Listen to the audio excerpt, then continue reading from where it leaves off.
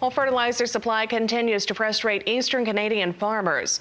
Host of Real Ag Radio, Sean Haney, joins us now with the latest insight on the situation. And Sean, as always, thanks for your time here this morning. So how is the war in Ukraine impacting the supply of fertilizer across Canada?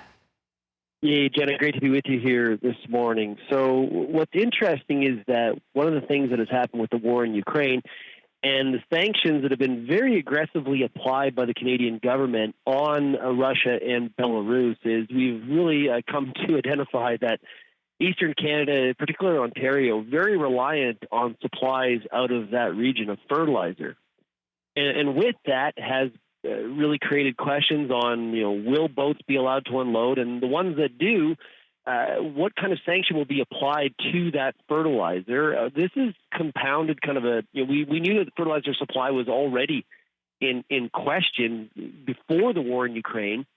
And now we've really tightened that issue even more. And farmers are very concerned. I had a farmer on the Farmer Rapid Fire yesterday on Real Ag Radio who said, his retailer had told him, I can only give you 50% of what you've ordered.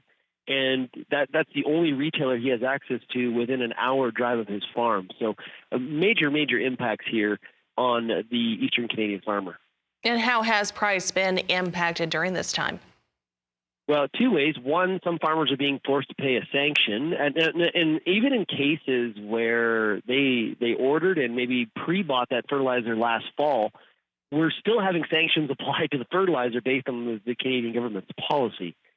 So there's that. And as everybody in this audience knows, fertilizer prices were already very much on the rise. So when we're looking at a 35% tariff additional on top of these high prices, that is a huge impact. There's also in the market what they call tariff-influenced fertilizer, because what's happened is because the sanctions being applied, it's sort of raised the tide for all boats, so to speak, where all fertilizer is kind of made, here's what the market price is.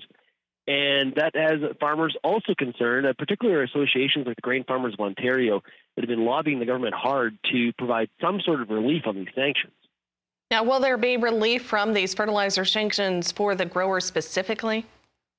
Yeah, that's still really up in the air. Groups like the Grain Farmers of Ontario working very diligently on this. The Canadian government continues to talk about how we need to support the people in Ukraine, and these sanctions are important.